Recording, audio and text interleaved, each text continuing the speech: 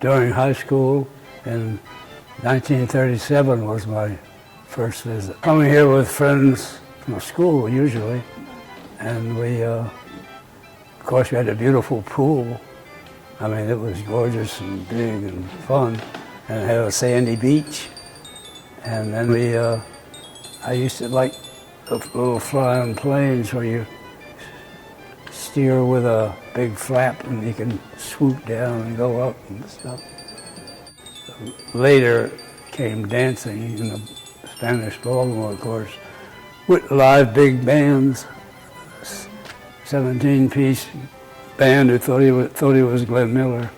Well, I met my wife that way. I went on a job interview downtown Washington. We finally decided we should go dancing, and we came here, of course, for that. And we were married, and we kept on coming back here to the ballroom all the time. Between the Nightingale and here, and Marshall Hall, and the big place in the American Legion Hall in Damascus. Never stopped dancing. Well, I did grow up around here, so I can't remember a time when I didn't come here as a kid. It was a reward that we always looked forward to. I was afraid of roller coasters, so I'd say by age 10 I had managed to ride on the junior roller coaster, but never on the Comet itself. And the bumper cars, they were very thrilling. Usually it was my father, just out of the blue, would announce it was time to go to Glen Echo, and we would all be thrilled. Also at the pool, I remember it was a really spectacular pool for its time because it had these concrete islands that you could go hang out on the island in the middle of the pool, and that was a lot of fun. And I also remember that right around where I'm standing there was a guess your weight, guess your age booth, and it must have been guess your weight because I was clearly like a 9-year-old at the time, but I won a blue glass violin, which I still have. I returned when I had kids who were little, and we came for the puppet shows back then and the playground.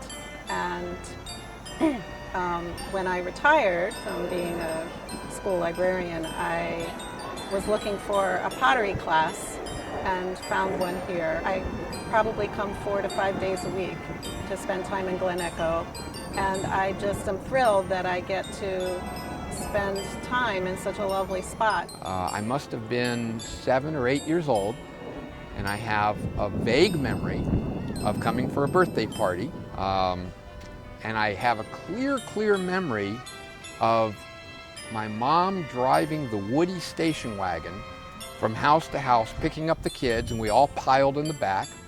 Of course, seat belts were still a few years away at that time. That would have been 1960 or 61.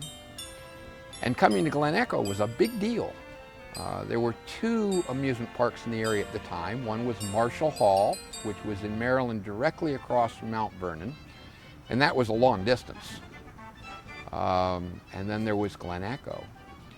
And I remember coming up here, and all the kids were really excited.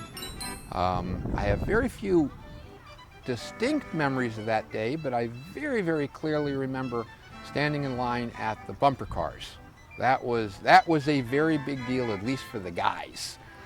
And I remember, I guess I must have been tall enough, or maybe during those days, they didn't have the height restrictions that we have today. But I remember very clearly spending as much time on the bumper cars as possible. And I also remember the parents taking us to get ice cream and cotton candy. And I suspect, given my addiction to ice cream today, I probably got the ice cream, but I don't really remember. But it was the place to go at the time. This was the big deal.